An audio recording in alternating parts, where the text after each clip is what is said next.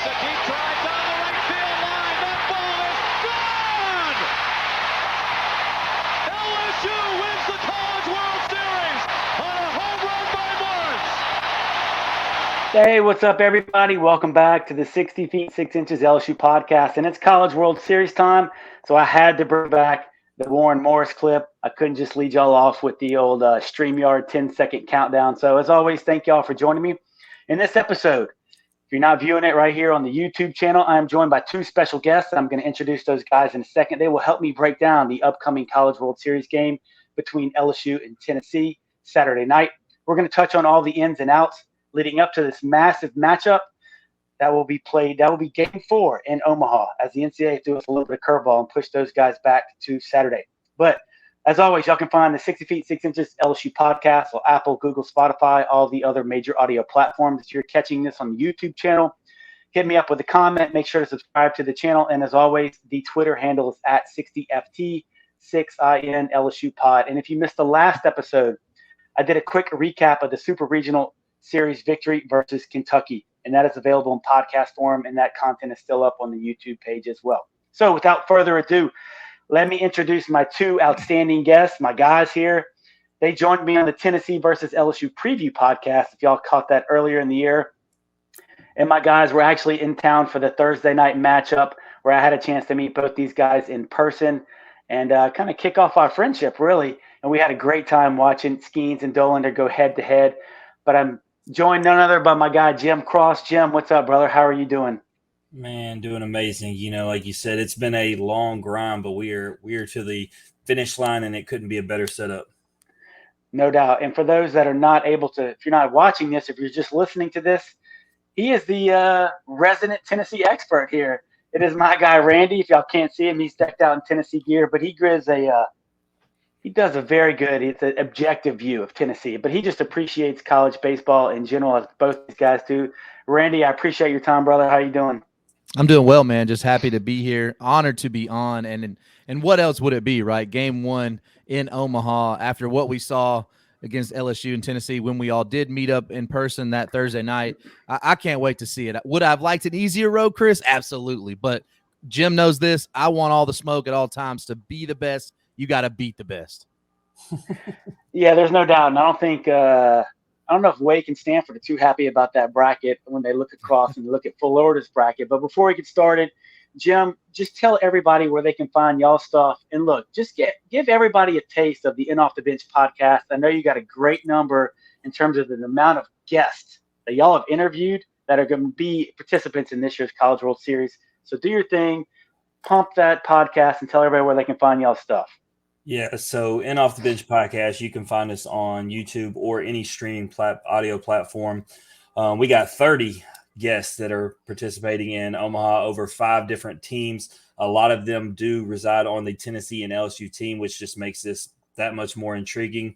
But yeah, we get the story of the athletes, right? We give them a chance, give them a platform to tell their story. And that's what makes this whole Omaha thing great, because all those guys that we've had on are adding to that story and have a chance to, accomplish the main goals that they told us when they come on. So it's just a cool opportunity for us to, like you always say, pull back the curtain, see what's behind, and get to know these guys off the field.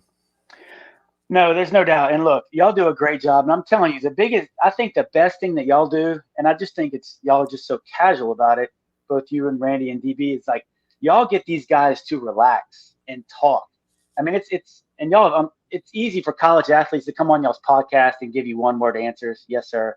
No, I didn't feel any pressure. But they really give you a peek of, what it's like to play in the SEC. It's Tennessee, it's LSU, it's Ole Miss, it's State, it's Arkansas. A ton of Wake Forest dudes, Tommy Troy from Stanford. So In Off the Bench, they do it up big time, and just and it's not just baseball, right? It's softball, it's some other sports as well. But let's get going here on the pod. Just some quick stats, and I'm going to recap the Thursday game in Baton Rouge and get y'all's take on that game to see what you remember from back then before we kind of get into the ins and outs of the matchup in Omaha. But LSU comes into this matchup with a record of 48-15. As y'all know by now, they won the Baton Rouge Regional, then they run the Super Regional versus Kentucky. Tennessee comes into this matchup with a record of 43-20. So they won the Clemson Regional, I think Jim and I will both say from the LSU perspective, we definitely thought they were going to roll through that thing, and they did, winning that marathon game versus Clemson. And then they won the Southern Miss Regional after losing game one. They came back and they won 2 straight games on the strength of their pitching. But in terms of the earlier matchup this year in Baton Rouge, LSU won the series 2-1, winning the first 2 games in a tight fashion. Then they Tennessee kind of let the dogs eat on that last one. LSU tried to make a comeback, but it just wasn't enough as Tennessee salvages the Saturday game in that series. And I'm going to give a quick recap. So LSU won the Thursday night game by a score of 5-2. It was just a great pitcher's duel, right? Massive electric atmosphere at the box. I'm sure Jeezy can attest to that, as he was he was just a fan of college baseball that night. You know, we all appreciated what was going on that field. And it was Skenes versus Doe, the matchup everybody wanted to see. Skenes goes 7 innings pitched, 5 hits, 1 run, 1 earned, 1 walk, and 12 Ks. Tennessee jumps on the board in the 5th with 3 singles to score a run. LSU answers right back with the Dugas 2-run shot. And Dollander wasn't his best outing, but he battled. He goes 4 2/3 innings pitched, 4 hits, 2 runs, 2 earned, 3 walks, and 3 Ks. But really, Halverson came in after Doe, and he threw really well for the Vols. 3 1/3, 3 hits, 3 runs, none of them earned, as Tennessee scratches a run off of Ackenhausen in the 8th. They go single, but then Ackenhausen goes wild pitch. LSU brings in the now injured Garrett Edwards. He leaves a slider up to Christian Moore, one of Tennessee's best players. I earned a lot of respect for that young man after that series. Tennessee takes a 2-1 lead heading into the bottom of the 8th, and as Randy's probably getting ready to attest to, Tennessee's defense really lets them down in that inning. They get 2 outs, then an error, then an infield single, hit by pitch, and then Thompson comes up big with a 2-out double to score 3 runs. And then that's it, as Edward closes it out. And it's really a tight-knit game, and anybody could have won that game. But, Randy, we'll start with you, and then we'll head on to Jim. But what do you remember about that matchup? I know I ran through it really quick, but the goal here is not to really rehash that game. But do you remember anything that may stand out from that Thursday night matchup here in Baton Rouge? I mean, the first thing that really stood out to me is the first time I'd ever been into Alex Box, and just the atmosphere was electric. You could tell just us being in the parking lot before, it had a different feel to it. Talking to the LSU faithful, talking to Jim, who's been there a lot, you standing with you guys during that game, setting a record crowd. I mean, that's what college baseball was about. 75 MLB scouts requesting to be there to see Doe versus Skenes. And you mentioned it, Chris, that Doe didn't have it. He wasn't his best, but he battled. And I think really it hasn't been his best season, if we're being honest. But scouts got to be salivating at the fact that that guy battles and he never gives up and he just continues to fight. And you mentioned it too, the defense. I thought the defense kind of let the pitching staff down. Obviously, being in that former position, that's a tough spot to be in as a pitcher. Halverson, another guest we've had in off the bench as well. That guy's got it, and he pitched really well as well. But I think that what happened is, when you give a team as good as LSU chances, you could kind of feel that happening. And you and I were standing right beside each other when Thompson did what he did. And I wish I wasn't standing beside you, to be honest. At that moment. But a great night for college baseball. We had so many podcast guys, so many radio guys all right there together. And really, that is what we mean when we say grow the game. That night is a perfect example of it. There's no doubt. And I totally agree with you 100%. That game was a blast. That was just nice for LSU to come out on top. But just really – 2 evenly matched teams that gave the fans what they wanted, Jim. That's what we wanted to see, right? A heavyweight matchup, blow for blow. Even though Doe didn't have his best stuff, I still appreciated that dude is going to battle, and he's pumping literally 96 every pitch. He's like 95 to 97. He doesn't vary. And a lot of respect for those guys and that team. Jim, what did you see in that game, and what did you kind of come away thinking after that Thursday night matchup? Well, on the Doe thing, to your point, how many teams, if you were to look this year, have went 4 2/3 before giving up a run to LSU, right? Like, just many guys haven't done it. Like you said, he battled. I think the first thing is Skenes, right? I know everybody talks about Skenes, but it was the first thing that came out of Randy's mouth as a Tennessee fan. If you were a Tennessee fan there, I talked to numerous ones. They were amazed by Skenes. It was one thing to see it on TV. It was another thing to see it in person. He had 12 strikeouts, went over 7 innings. And so just to see him dominate the way he did in that atmosphere, I think it doesn't matter. If you're a baseball fan, you have to appreciate it, right? The other thing that stands out to me is what you brought up in the recap, and it's Dugas and Thompson, right? In a game like that, everybody's looking for, Cruz or Tommy White to come up with the big clutch hit, but it was the other guys, right? That was before Dugas got hurt, right? That was when Dugas was doing that on the regular. No doubt. And then Jordan Thompson, obviously he's had his ups and downs, but that was when he was kind of on a heater. And so I think that kind of speaks as we're going to step into talking about the upcoming game. It's got to be the other guys. We know what Cruz and White and Morgan will do, but I love games where you see the other guys step in and make a significant impact to win. Yeah, no doubt. And I was watching. To add on to that point real quick. Yeah. On the whole thing about that, I told Jim this as we're standing there. Tennessee did a really great job against Dylan Cruz that weekend. He still is the best player in college baseball, but that weekend, I mean, he didn't just eat that much, and you kind of kept Tommy White. He did some things, but for them to be able to, and we were standing beside Dugas's dad when he did, it was hard not to get hyped for it, and I'm wearing all Tennessee stuff, right? Just electric. Yeah, and I went back and watched some highlights, and to both of you's point, Jim, for Dugas, the dude leads off the game with a line drive to left center, smokes it, first pitch of the game. And then to your point, Jeezy, Doe lead off double, and you got 2, 3, 4 coming up, and you could say the same thing. Obviously, if it was reversed, you still got Tennessee's 2, 3, 4. And for him not to give up a run in that inning, I was like, damn, this might be one of those nights, and it was. So this is how the podcast is we're going to break down this upcoming game in Omaha. We're going to talk about the pitchers. We're going to talk about the hitters. Then we're going to talk about some keys to the victory. Then we're going to get our predictions. So the good thing is we just have a chance. We only have to focus on one game here. We're not breaking down the whole bracket or anything like that. We're just going to focus on this first matchup, Game 4, Saturday night. So obviously last time we've mentioned it, Skenes versus Dollander. But I think we're going to see something different. And obviously I haven't paid as much attention to Tennessee as I did previously, just because the season gets going and stuff. But Randy, all right, tell our audience, who do you think Vitello is going to run out there on Saturday night, and maybe how the starting situation has changed just a little bit from what we saw earlier in the year?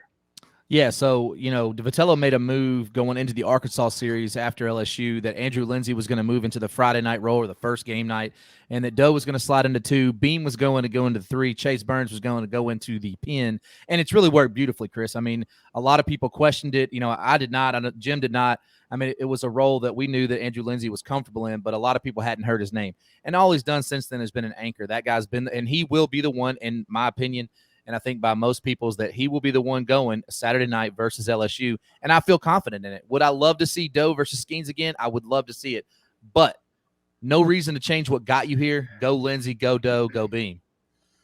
Yeah, no, I hear you, and I think Lindsey's going to throw too. On the year, Jim, Lindsey's got a 2.79 ERA, 3-3, 67 innings pitched, 69 Ks, 219 batting average. Threw really well against Charlotte. Threw okay, I think, against Southern Miss.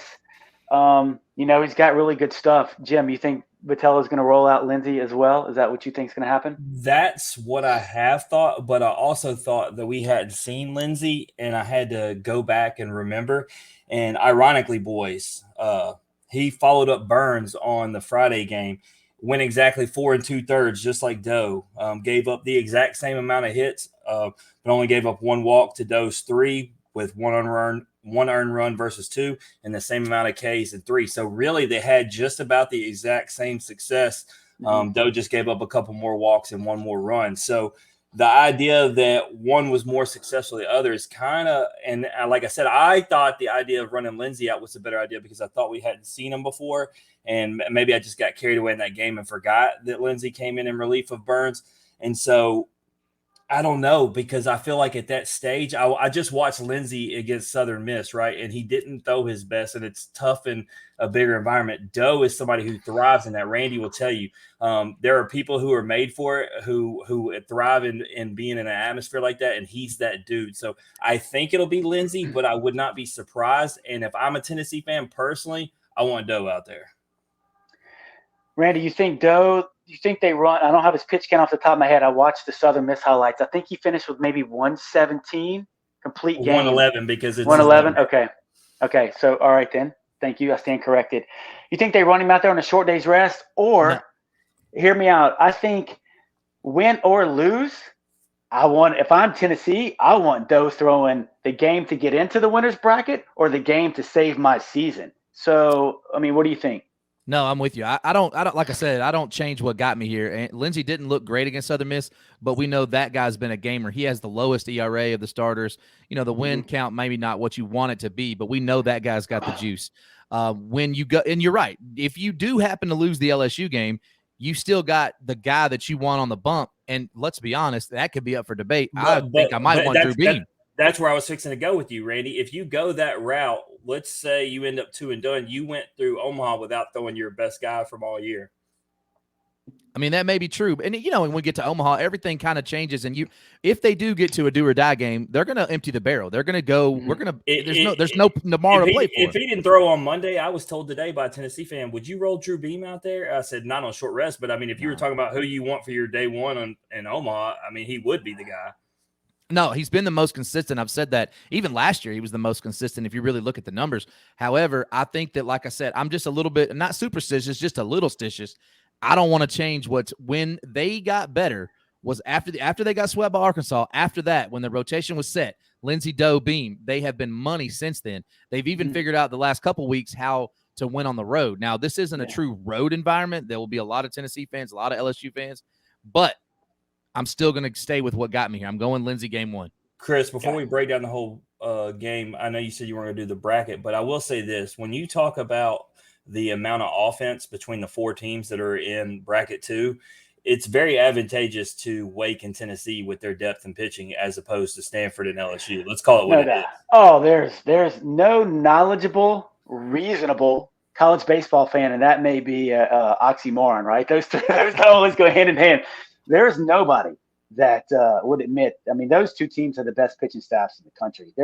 I think the Tennessee, it's the stuff and the depth, and then Wake, their starters those dudes are something serious. If you haven't watched highlights or hadn't seen them pitch, then you just don't know. I mean, those guys can go out and go toe to toe with anybody. And then they got some guys in the back end of that pen that have some serious velo and serious stuff. But you're exactly right, Jim. I mean, there's no. That's why I feel like if you're LSU, got to go get the game, right? Because we don't have the depth to go through the losers bracket like Tennessee does. Oh, no doubt. And that's a great question. So that's a great segue. I mean, look, I know what I'm going. Jim, we're not overthinking this, right? We're going Skenes game one, right? Jay Johnson hasn't changed. He's not going to change now. Okay. All right. So, Randy, you would expect to, see Skenes game one and not overthink this thing? No, 100%. If I'm Jay Johnson, I want to run Skenes out as much as I can. Yeah, there's no doubt. I mean, I don't think so either. I don't think any reasonable LSU fan would say that. Now, Randy, in terms of y'all's pen, obviously y'all's pen is deeper. Y'all just have a plethora of arms. But when I look at y'all's pen and the potential matchups, and I watch some of the highlights, and like Lindsey's going to be 92 to 96. He's got really good movement. He's got a good changeup. He's got a good breaking ball that can get under the lefty's hands. But then I saw highlights of Sewell, he does really good against lefties too with his two-seam movement. Halverson's going to run it up to 99. You got Burns to close. There's a lot of options. So maybe break down the bullpen. You don't have to give everybody, but just in terms of if you had to play it out for Tennessee, what do you think it looks like running out the pen? And then obviously, Jim, I'll bring it to you with regards to LSU. And what do you think maybe the pen looks like at the end of this game? If we're going to look in the seventh and both of the starters are out by then. Well, just keep me on standby if Randy doesn't say my Tennessee thoughts that are correct. I'll come to you too. I know you know Tennessee. But, Jeezy, what you got in terms of maybe what the pen looks like towards the end of the game? And I think it's going to be close. Let's just assume it's a close game, okay? Yeah. Yeah, no, I think if you got a close game, depending on – and I would imagine that you get Lindsey into the 6th or 7th, you feel really good as a Tennessee fan. If you get him to the 6th or 7th, there's only one man coming out of that pen to close this thing down. And that's right now the most electric baseball pitcher there is as far as closers go, Chase Burns. Yeah. I mean, the guy's running in there 102 miles an hour on your hands. He's got a slurve working. He's got movement. He's got everything. He's the guy that Evan Russell told us I lose sleep the night before I catch this guy because it's just the movement is just so nasty. If you happen to get into some trouble and Lindsey's got to go a little bit earlier, that's when you bring in Cam Sewell, and you mentioned him. The guy's a veteran to the game. He's not going to be afraid of the moment. He's not going to be afraid to go at LSU's lineup when a lot of people would. And Seth Halverson. Those are really the three. And, I mean, you could go some other directions. You could go Kirby, but I think that you're right. I'm looking at the guys that have the most success against left-handed hitters. I'm not going to go into the whole thing LSU can't hit left-handers like a lot of your LSU fans do, but it's clear that they struggle a little bit more with that left-handed pitching. And I want guys that can run it up, but also have movement. Because if you run it up 102 right down the middle, most of that LSU lineup is going to take that into the seats. So we can't have that. We got to have guys with some movement and also not afraid to attack the strike zone. Go at them. I hear you. Jim, what do you think about that? If it's, I think if it's close, yeah, if it's in the 7th or 8th, they probably bring Burns and let him run. But say Lindsey has to exit. Let's say he goes 4 2/3 and he's thrown 80 pitches or whatever, right? So you think Halverson or Sewell in that instance, to extend to get you to Burns? I think you'll go Sewell first, but I think he mentioned something about the lefties, but you have to go back to game 3, Tennessee LSU. Xander Sechrist and Kirby Connell both pitched and did not give up anything. The thing about LSU struggling against lefties is true, though. It's a stat fact. And you can look at Beloso and Joe Bear and all their numbers. It really is what it is. And so if it is a tight game, because the reason you did not see them in game 1 or game 2 is because they were trailing. They came in game 3 because they were ahead. And so that's what determines the situation. But clearly those are two guys. But Camden, if it's early, is the first guy I go to because he had success in game 3. All 3 of those guys came in relief of Drew Beam and had success. So we roughed up Chase Burns pretty good. Now, what I will say to what Randy's point is, Chase Burns hot right now. And you always roll with your hot hand, but I also know what I saw, with my own eyes and the stats that I'm looking at. So you can go either way. Burns is not a wrong decision, but I do believe the 2 lefties that they have in the pen are a significant difference. It'll be interesting, yeah, because I know Jay likes to stagger the right-lefty thing, and it looks like Vitello likes to do that a little bit too in terms of staggering the hitters, and kind of looks like he's just 1 or 2 guys. So I'd imagine if they have somebody on base, maybe Randy, they go to him just from that lefty-lefty matchup, and then obviously flip it to Burns. But Jim, in terms of the LSU pen, let's say Skenes gets you – let's say it's 2-2. Skenes is at 110 pitches, and he just finished his 7th, okay? Do we think they run Coop or Ackenhausen out there, or do you go straight to Guidry and see what it looks like? And Hurd could factor in that as well with some days off potentially. What do you think? I know it's tough, right? Because we don't have the exact, you can't lay it out, and we're not going to go through 100 scenarios here. But yeah, but what's your feeling? With the scenario you gave me, Guidry has proven that he's got ice water in his veins. If we just need 2 innings, that's where I'm going. And I don't want to throw Thatcher Hurd because, like I said, potentially you're going to need him for a long run. I think he's our 3rd starter in my opinion, most people's opinion. And so that's where I'm going. If Skenes maybe goes 6, maybe you go to Cooper first. He's had a lot of success lately. He's impressed us more as time has gone on. So it just really depends on how deep he goes. But if he gets 7, Guidry's that dude now. you saw it. They had Ackenhausen and Hurd up in the pen, and Guidry shut it down. Didn't even have to go there. Yeah, Jeezy, any comments on the LSU pen? I'm not sure if you're as well versed, with that, but any thoughts on that? Yeah, no, I'm not as versed as Jim, but I will say this. The goal, and this isn't like groundbreaking news. The goal is to get to the LSU pen. That's where I feel like Tennessee has the major advantage. If we turn this into a bullpen game in the first game of the College World Series, I feel great about our chances. No disrespect to the LSU bullpen. I think there's a lot of great arms in there, but if we can just get Skenes out of the game, I don't think we're going to hit him out of the game, but maybe a pitch count thing. We've got to work some counts on Paul Skenes. I don't think we did a good enough job of that in that Thursday night game.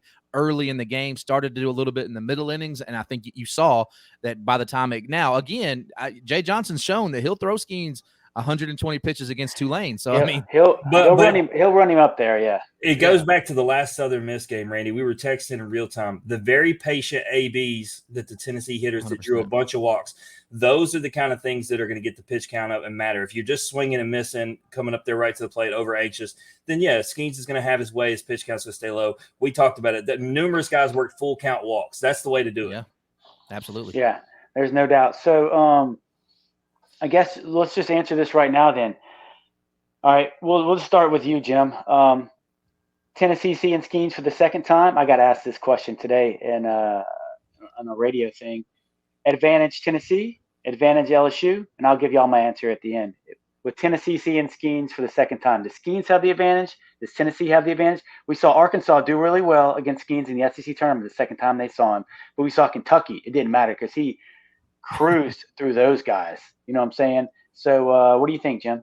I think it's advantage Tennessee, but I'll make one note just from listening to your podcast. So this is a shout out to you. You talk about in different games, Skenes doesn't always approach the same way. Sometimes he's fastball heavy, sometimes he's slider heavy, right? So Skenes has had the ability to change his approach. And so even though it does help that they've seen, doesn't mean that Skenes won't completely flip it on them. Yeah. Randy, what's your thoughts on that? Advantage Tennessee for seeing him, or advantage Skenes because maybe obviously he's seen these hitters, he's going to attack them differently? No, I think that with the video being what it is and everybody has tape on everybody, I don't actually think it's advantage either side. I think what you're going to see, the advantage is to Paul Skenes because he's the best pitcher in college baseball. That's why I said you have to work the count. You have to make him put it over the plate, and hopefully he makes a mistake because all it takes in a close game is one mistake. We saw Southern Miss do that. They left one across the middle. Boom, Zane Denton does his thing. So I don't think the advantage is to either, to be honest. Yeah, I agree with both of y'all. I called it a push today because for the exact same reasons, right? I mean, there's two very good teams. Look, they're not going to be intimidated by 100, 101, 102. They know what his breaking ball looks like, but at the same time, I'm sure Skenes will mix it up. And I wouldn't be surprised to see him do some different things like busting some of these lefties in. And one thing I noticed really quick, when he struck out Burks from Kentucky, it was 101 in his outing. But it's one of the first times I can remember all year of Skenes busting a righty in with two strikes. And that sucker was nasty. It was 101, had a little bit of sink onto it, and he busted Burks in. So it'll be interesting to see if he kind of busts some of these hitters in just to get them off the plate a little bit, something maybe he didn't do the first time, and then he throws that breaking ball away. Chris, you know better than both of us because you were a pitcher at this level. You know what's working for you that day too, so it changes everything. If you for instance, we talked about the slider heavy days. If that slider's just moving and it's perfect across the zone, he's going to stay with it. Yeah, I think it's important for him to have that pitch for a strike, because like you saw Arkansas in the SEC tournament, and I'm sure Tennessee will have the same plan, Randy, is that Arkansas completely pushed his slider to the side, and they were all over his fastball. Now, when I say all over him, they weren't playing wall ball, but they had there wasn't a lot of swing and miss that day from Arkansas. So it'll be interesting to see. So, all right, let's move on to the hitters. So, Randy, in terms of the Tennessee hitters, I looked at their lineup. Maybe it looks like there's been some juggling within the lineup, but maybe give a quick breakdown in terms of the lineup, any movement, any changes, any ins and outs towards the end of the year here, maybe from regionals and heading into the College World Series. Yeah, I think Vitello, he flipped some things around. He moved Simo up in the lineup, moved Burke down a little bit. Burke's been struggling a little bit. But I think for the most part, Denton got moved up in that same shuffle. But I think that for the same – look, you're going to see the same 9 that LSU saw before. So, I think that what he's been looking for is just a little bit more consistency. And also you put some pop towards the end, the back of that lineup. So I think it's really worked well. I mean, the results speak for themselves, right? It's when they've gotten to the bottom of the lineup, all of a sudden you got a huge bat right there, turns it right back over. So I think it's worked. And he's pushing all the right buttons right now. Yep. Jim, in terms of the LSU lineup, obviously we seem like it's pretty settled. What do you think about some of the changes that took place, a couple of weeks ago? And I guess the LSU lineup as it's heading into Omaha, Yeah, no. So one of the changes has been, and we were talking about this guy earlier, Gavin Dugas has always been the 1 or the 9-hole hitter, right? And so now he's been in that 6th spot. And I like it because now when you think about it, right, when you look at Beloso, Dugas, and Joe Bear in that 5, 6, 7, I mean, that's a cleanup order for a lot of teams. And so I like that because 5, 6, and 7 have at times been just as dangerous as 2, 3, and 4. And so to me, those are the 3 guys that I'm looking for to be the key. We know we've talked about it ad nauseum. We know what the other guys can do. I want those 3 behind. And we know that sometimes it's been feast or famine for those 3 guys. But if those 3 guys can stay consistent, it's going to be scary for Tennessee and everybody else, thereafter. Yeah, there's no doubt. Randy, I was looking at some of the lineups. Has he pushed Blake Burke further down the lineup, or is that just me? I checked the wrong box score. It looked like he was kind of sitting in that 6 or 7 hole, and that's kind of scary because that dude can run it out of anywhere. That dude could run it out the Grand Canyon. So, what's going on with that? I was just curious about that. Yeah, they have moved him down, and like I talked about, it's just it wasn't enough consistency from Burke. Wasn't working the pitch counts enough, swinging at balls that were in the dirt, just not seeing it well enough. And I thought, moving him down into that 6, 7 hole, all of a sudden he gets a hold of one. It's 479 feet. It's hitting the church. You know what I'm saying? Yeah. So you're right. When you get that kind of pop towards the end of your lineup, it really changes the whole dynamic of what you're working through, and it puts a lot of pop down there. And they've needed it too, right? Because you got C. Scott after that, Cal Stark. You need some pop down there. I think this, he hit that home run, but then he also had the double right after, and then he's had some singles. So he's kind of found his way. I think he actually heard Randy text me saying that he was in a funk and he needed to find a way out of it because immediately he hit that bomb afterward. But the guys, another guy that I wanted to mention because he's been in a real funk and then came out of it was Ahuna at the top of the order. And so I would say this for Tennessee, from an LSU perspective, there are a few guys that have gotten hot that you don't really want to get hot. Ahuna's finding his way, but Simo and Denton are blazing hot, and those dudes are the ones that got moved up. So they're scary in the order, and those are guys you got to watch. If he attacks him and like Randy was saying, Tanner Hall's as good as it gets, and he laid one up in the zone, and Zane Denton ate it for lunch. Yeah, that's I don't know if I have it in the questions later, but that's kind of three guys because of what they did earlier in the year when they were here, Randy. But Simo, so Christian Moore, for those who are like, who the hell is Simo? So Christian Moore, Jared Dickey, and then Zane Denton. Those are the exact three guys I have highlighted on my sheet of paper that I am concerned with as an LSU fan. I was shocked to find out that, did you know Ahuna leads y'all's team in strikeouts with 73? That's crazy. 100%. That's your leadoff guy. Yeah. So, and Christian Scott, he was a nuisance, I would say, at the end of the lineup against LSU. He put some balls in play. He can steal some bases. He can turn the lineup over. But I agree with you, Jim, 100%. Jared Dickey, Christian Moore, Zane Denton, those are the guys that I'm really going to be keyed on Saturday night in Omaha. Randy, anybody else you think besides those three, maybe LSU fans should really be on the watch out for? Well, I mean, just to kind of expound on what you said, Chris, this team kind of goes as Simo goes, right? In my opinion, that's the best overall player that Tennessee has on their team.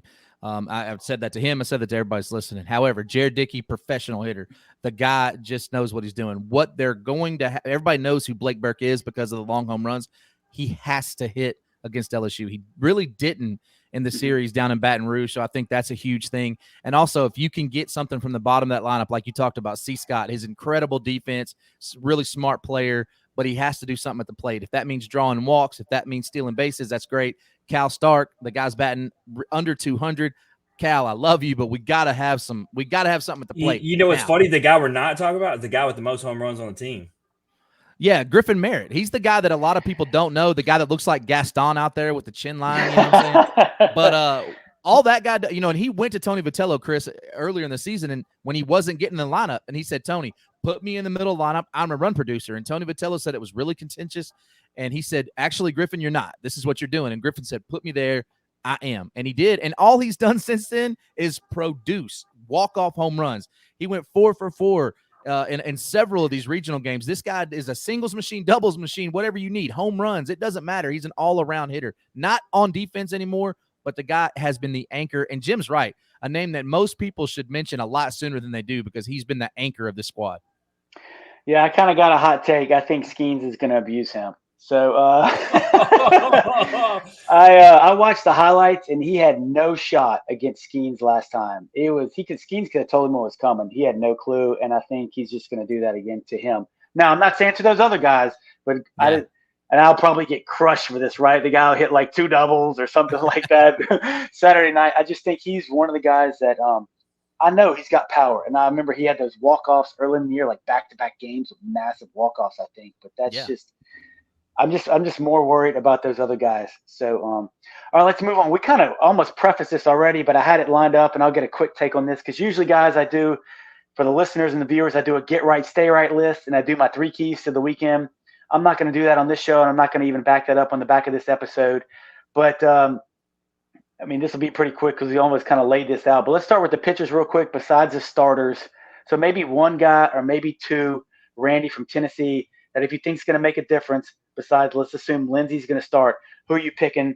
Let's just keep it to 1 or 2. Maybe like a pick to click coming out the pen that's going to make a difference in that game on Saturday night. Yeah, I think you got to go Cam Sewell and Seth Halverson. Those are your 2. Okay. All right. Jim, on the LSU side, who would you think that comes in? Like, let's say Skenes has got to leave in the 7th. You kind of already mentioned him. I think I know where you're going, but who are you going to say is somebody that's going to make a difference? It's Cooper and Guidry. Yeah, I agree with you. I got both those guys written down. And the thing about Cooper that people got to remember is he's been here before too. He's not scared of this moment. Yeah, and look, I love Coop, but I think, call me crazy, I think if you need to get 1 or 2 of these lefties out, and I'm thinking about turning Denton around, getting Dickey. I almost think Nate may be a little better in terms of just that slider is a little. I think Zane's it's a a switch little hitter, sharper. No, I'm saying turn him around to though. the Oh, right side. Yeah. Yeah, I just think Ackenhausen's slider is a little sharper. And like if they got to go longer, Coop is the one. But I'm thinking if you need 1 or 2 outs before you get to Guidry, I may go Nate. But Jim, I think you're right. Jay may just say, you know what, I trust Riley. He's been here. He's not going to get scared by the moment. He may just go Coop. So. Yeah, no doubt. All right, let's do the same thing with the hitters. Same question, kind of picks to click. Maybe just 2 hitters or even 3 that you think are going to make a difference in this lineup. And it may be somebody that's not the big guy, right? Maybe somebody that you think is going to have just a good night that may key the team to victory. Randy, we'll start out with you from the Tennessee side. I mean, I can't mention hitters without first saying Zane Denton and Christian Moore, because those are the guys, those are the straws that make it stir, right? And I actually am going to throw one out there that won't get mentioned by a lot of people, and that's C. Scott, a guy that I think is ready for the moment. He's been here, he's waited his turn, and it's time. It's time to perform. Jim, from the LSU perspective, 2 guys maybe you want to highlight, 2 or 3 guys you want to highlight that you think can really make a difference Saturday night? Yeah, I'm not going to cheat and say Cruz or White, right? So let's go. I'm going to say Thank you for that. I would have called you out on that. So thank you. give me Morgan and Dugas, man, and I really want to see it, preferably from Beloso and Dugas. I want to see guys who've been in this program for 5 years. They deserve it more than anybody. They don't get the same clout as the other guys, and so preferably them 2. But I really feel like Trey Morgan is finding a groove. Even when he was getting out, we talked about it in our messages, right? He was hitting the ball hard. He was just hitting it right to somebody. I feel like Trey's swinging the bat really well right now. I agree. He might be the best hitter y'all have right now. He's locked in. There's no doubt. He had a monster weekend this past weekend with 2 home runs in that first game against Kentucky. So my picks, I got Trey Morgan, and I think he's seeing the ball really well. The other thing too is, it's Cruz, White, Morgan, Travinsky. So he's right in between Tommy White and Hayden Travinsky, whether it be extending the inning or setting the table. And the other thing he does really well, as y'all both know, is he's shown some pop lately to the pull side, but he can hammer that left center gap. And I think that could be big. And Omaha with doubles are going to be a premium. I think he does a great job with that. And the other guy I got is Jordan Thompson. I think at the end of the lineup, he did well against Tennessee last time. And I think he's just going to step up. He's kind of a big game player. He does a great job with 2 outs. So I got Morgan and Thompson as kind of my picks to click specifically for the Tennessee game. All right. Now we're going to focus on maybe 1 or 2 keys to victory for Tennessee to come out of top or for LSU to come out on top. So, Randy, your team is the lower seed. So I had to throw that in there, my guy. I'll let you go first. So what do you think? What do you think, Tennessee? Man. Yeah, it's got to be. I don't mean to take your shine here, but it's got to be defense. You mentioned it. The Baton Rouge series. I thought Tennessee left a lot of opportunity on the table by not getting 3rd outs. They let LSU score with 2 outs. It really kind of killed them. The other key to me is this is going to sound super simplistic: getting Skenes out of the game. However you do it. Get him out of the game, get to the pin. Those are my 2. Defense for Tennessee. And to be honest, they were kind of kicking the ball around in LSU series, Arkansas series. And now all of a sudden you got Simo turning double plays that actually won them a game against Clemson. Him and Maui have become a lethal combination. So that defense and, again, getting Skenes out of the game. Jim, your keys to victory for LSU on Saturday night, what you got? My first one's the same one he said. For us, we've been hot defensively. We got to stay hot, right? And part of that started, we got Morgan back at first. Jordan Thompson's been doing his thing, and you got Pearson out and left, who we know can control it. So I really like that. And then Tommy White's just got to shore up third base. So stay hot defensively. And then the other has been a problem all season, going back to game 3 of the Tennessee series, hitting with runners in scoring position. We can't be stranding runners. That's, if you look at just about every game we've lost this season, that's been the reason why. Yeah, and I'm going to stick with y'all. My 2 keys to victory for LSU, it's going to be defense, right? I think in Omaha, outs are at a premium, especially in this ballpark where we don't know. And the pitchers, right? We don't know. There might not be a home run hit because of the arms they're facing. So I think the ability on the infield to make routine plays, can't kick balls, because then you extend innings, you give guys like Burke or Denton another chance to see Skenes, right? You give them extra outs. Just on the flip side, like obviously Tennessee doesn't want to give LSU extra outs. So defense, and the other thing, I'm going to call it some 2-out magic, 2-out RBIs. Usually in tight games, somebody's got to make a clutch hit, right? You got to do something to, hit a double down the corner. You got to hit a bloop single, draw maybe a 3-2 walk or get hit by a pitch, something to extend the inning, and somebody's got to come up big, just like Thompson did in that first game in Baton Rouge. He hit – Tennessee gave him a chance. They kind of kicked the ball around, and they extended the inning. Then you get a hit by pitch, and then he hits a 2-out double. So I'm going with some 2-out magic and defense for LSU keys to victory. All right, guys, we're starting to wrap up here on the 60 feet, 6 inches LSU podcast, talking College World Series with Randy and Jim, Tennessee versus LSU. It's it, baby. This is it. We're going to wrap up with prediction time. So, Jim, we'll flip you right here. I give Randy a breather. He always goes first. Jim, what do you give me a prediction for LSU, Tennessee, 6 o'clock, Omaha, wrapping up Saturday night? It's going to be the biggest crowd they're going to have in the first 2 days. There's no doubt. Jim, what you got going into this game? I thought about this a lot. And you know what? I'm going to go repeat of Thursday night score. I'm going 5-2 LSU. Yeah, okay. I hear you. Randy, what you got on this one? How do you think the Vols are going to come out? So I really have thought a lot about this one, and everything says LSU should win the game. They're favored. They're the hotter team. They haven't lost. They got Skenes going. But something about that Tennessee Magic lately, Chris, man, they figured something out. They have a grit and a resolve in them. They are embodying their head coach, a never-quit attitude. From the team that we saw in Baton Rouge and in Fayetteville to the team we see now, not the same team. You've been a collegiate athlete. You know what that's like. They've grown. Now they trust in each other. They trust in Andrew Lindsey. They trust in the pen, trust in the hitters. I'm going Tennessee with the upset, 3-2. Low-scoring affair. Well, I will echo both of y'all's sentiments on that. I will not echo the Volunteers win, but I think it's going to be tight, just like you said, Jeezy. Jim, I think it's going to be almost an exact repeat of that Thursday night game. I think pitching is going to dominate. I think there's going to be a lot of nerves from both teams, right? Tennessee obviously haven't been there a couple years ago, but it just takes a little while to get used to that crowd.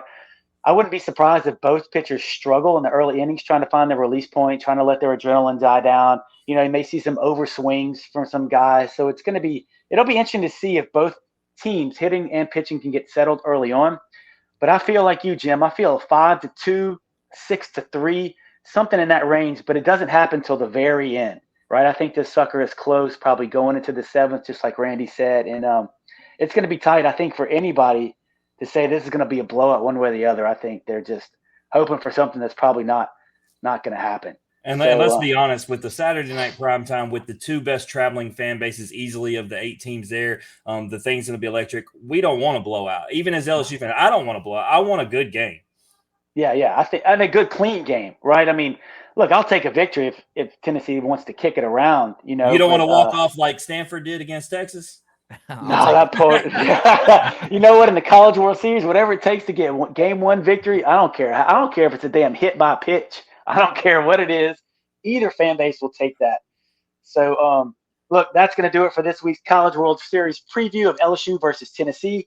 I want to thank my guys, Jim and Randy from the In Off the Bench podcast, for joining me, helping me preview this massive game. Fellas, thank y'all so much for your time. I really appreciate it. So, if you don't follow them on Twitter or you haven't found their podcast, please go check it out, man. I said it before with Jim on here in a previous episode. I'm going to say it now with Randy here. These guys probably have the best contact list in their iPhone or their Android as anybody in the entire country. These dudes can direct message and get texts from a lot of dudes who are absolute stars whose talents will be on display this weekend. And Jim, how many guests was it again that y'all have had that on the pod that are going to be at the 30. College World Series? 30. And the coolest part about that stat is that is including the now pitching, one of the pitching coaches for Tennessee, and then of course Tony Vitello. So we even got 2 coaches in the mix. Bam! There you go. Those dudes do it big over there in Off the Bench. Y'all make sure I'll tag them and everything on Twitter so y'all can go check them out and give those guys a look up. They do great stuff over there. So as a reminder, subscribe, like, comment to the YouTube channel. Leave me some comments. I'll reply to everything that I can. Follow me on the Twitter account at 60FT, 6IN LSU Pod. Y'all know where to find the podcast, all the major audio platforms. Next up, I have no clue what's next up. I'm hitting the road on Friday to head up to Omaha. Maybe we can do some type of a live reaction show after the Tennessee game, or maybe I can get Jim or Alex or Steven. All my former guests will be up there as well in Omaha. Maybe we can get something going Sunday morning. So just stay tuned to the Twitter account for details. Once again, I want to thank these guys. And I think it's going to be a fabulous game on Saturday night, Game 4 in Omaha. Can't wait. So until next time, y'all stay safe. And as always, go Tigers.